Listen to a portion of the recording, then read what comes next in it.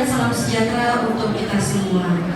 Sebelumnya kami mengucapkan terima kasih kepada Bapak Ibu yang telah berkenan hadir untuk memenuhi undangan kami dalam kegiatan sosialisasi tes kemampuan akademik. Bapak Ibu, marilah kita sama-sama membuka kegiatan siang hari ini. Bagi yang beragama Muslim, marilah kita membaca dengan basmalah, dan yang beragama selain Islam mohon untuk menyesuaikan. Bismillahirrahmanirrahim. Bapak Ibu sekalian, tes kemampuan akademik ini memang baru terjadi di tahun ini. Maka dari itu kami mengundang Bapak Ibu sekalian untuk sama-sama kita mengetahui bagaimanakah kira-kira persiapan yang harus dilaksanakan oleh anak-anak kita semua. Sebelumnya perkenalkan Bapak Ibu, saya Aja Bella Susanti, wali kelas 9G dan guru di kelas 9. Bapak Ibu, tidak perlu berpanjang lebar, marilah kita mendengarkan sambutan yang akan disampaikan oleh Kepala SMP Negeri 230 Jakarta kepada Ibu Dwi Haryanti PPD. Dipersilakan. Terima kasih kepada Ibu Ajeng sebagai pembawa acara. Mohon maaf sebelumnya kalau saya duduknya di atas. Saya tuh pernah kena peluru nyasar Pak Polisi. Kaki lutut sebelah kiri saya. Jadi pantulan peluru ditembakkan dari aspal, kemudian nempel ke kaki saya. Itu tahun 2011 dan saya sempat sembuh total, bisa lari segala macam, tapi kemudian pada usia setelah 55, 56 sampai sekarang 57 itu baru terasa. Ya, itu jadi ada pengalaman yang tidak semua orang jangan mengalami. Cukup saya aja. Bapak Ibu sekalian, Assalamualaikum warahmatullahi wabarakatuh.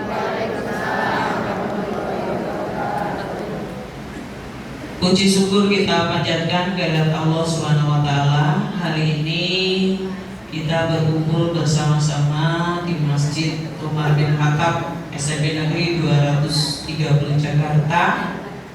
Dan alhamdulillah kita semua dipertemukan dalam keadaan sehat walafiat.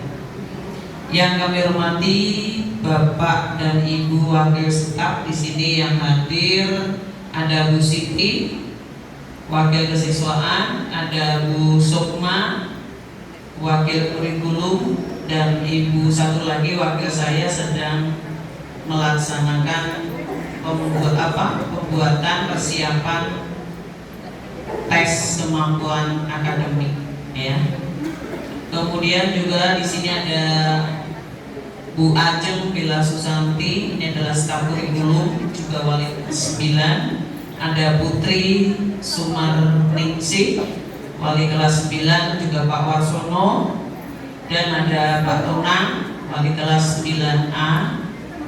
Ada Pak Gulu, ini paparazi kita, tukang fotonya, juga wali kelas 9. Kemudian di luar sana ada Bu Herlince, juga ada Bu Erna dan Bu Wardah. Bapak Ibu sekalian, saya mengucapkan selamat datang di SMP Negeri 230 Jakarta. Terima kasih banyak sudah memenuhi undangan kami dengan tepat waktu. Hari ini kita bersama-sama untuk merencanakan supaya anak kita keluar dari SMP Negeri 230 Jakarta dalam keadaan sukses. Jadi kita sebagai orang tua, kita harus benar-benar support untuk kesuksesan anak kita. Kitalah yang akan mengantarkan anak kita bisa menjadi pribadi-pribadi yang berkarakter mulia. Seperti yang sudah saya sampaikan, saya ingin ketika lulus dari SMP Negeri 230 Jakarta, anak kita sudah sholat tanpa disuruh, bangun pagi tanpa disuruh langsung sholat. Dan bagi yang beragama lain seperti Kristen, Protestan, Hindu, Buddha, semua juga ada kegiatan doa pagi. Kalau memang Bapak dan Ibu beragama Kristen atau Katolik, silahkanlah ketika doa pagi itu yang memimpin adalah putra, putri, Bapak dan Ibu. Jangan selalu ayahnya atau mamanya, supaya anak kita mempunyai kepercayaan diri yang kuat. Bapak Ibu sekalian, di depan ini saya hanya ingin sedikit sharing dengan Bapak dan Ibu. Di depan ini adalah gambar gunung es. Kenapa saya tampilkan ini adalah gambar gunung es?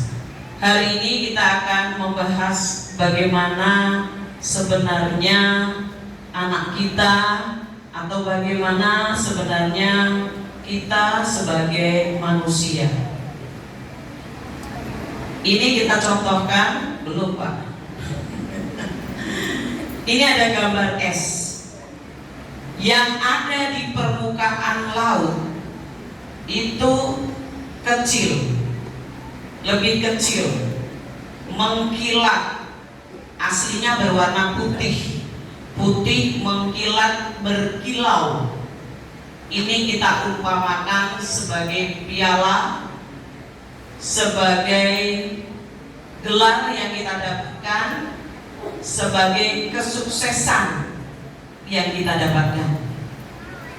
Sedangkan di bawahnya adalah bongkahan yang lebih besar atau lebih kecil. Di bawahnya adalah bongkahan es yang lebih besar. Inilah pengorbanan usaha. Di dalam bongkahan yang besar ini ada air mata, ada air mata Bapak dan Ibu, ada sholat tahajud Bapak dan Ibu, ada derita, ada begadang. Nih, anak kita ketika mencapai capaian yang kecil, ternyata yang tidak tampak adalah besar sekali. Mereka belajar bersungguh-sungguh setiap hari, ya, berdoa, memohon kepada Tuhan Yang Maha Esa supaya sukses, diiringi oleh air mata orang tuanya. Benar nggak Bapak Ibu? Ya. Kita selalu berdoa, kita selalu berharap anak kita adalah anak-anak yang sukses. Di sini ada lelah. Di dalam bongkahan yang besar itu ada lelah. Ada waktu yang banyak yang terbuang.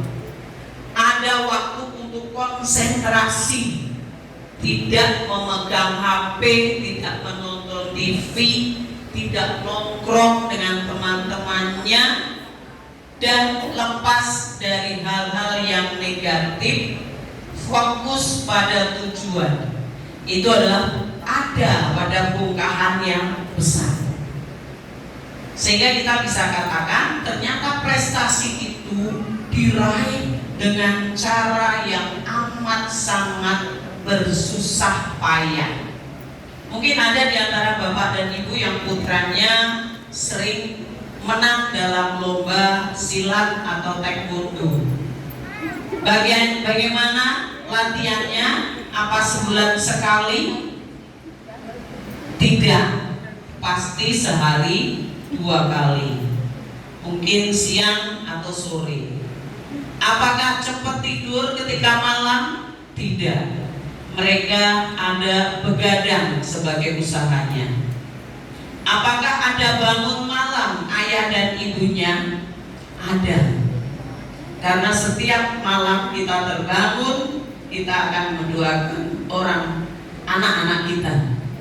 Setiap selesai mengantar anak ke sekolah, maka kita akan sholat duha. juga untuk mendoakan anak-anak kita.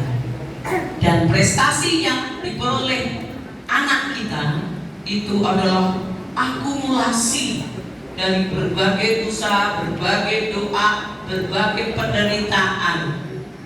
Jadi Bapak Ibu sekalian, kita tidak bisa mengharapkan hasil yang maksimal apabila usahanya juga biasa-biasa saja.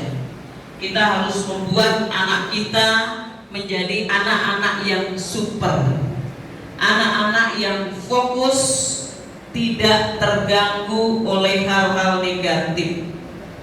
Caranya bagaimana? Anak-anak kita adalah anak-anak yang sedang puber. Kalau kita tegur langsung, marahnya lebih-lebih. Kalau kita sudah ngomong sedikit aja, Mas, kalau begitu nanti begini takutnya. Kalau memang hati kita nggak kuat, kita berdoa. Allah yang nanti yang akan mengubah pribadi anak dan ibu menuju hal yang baik.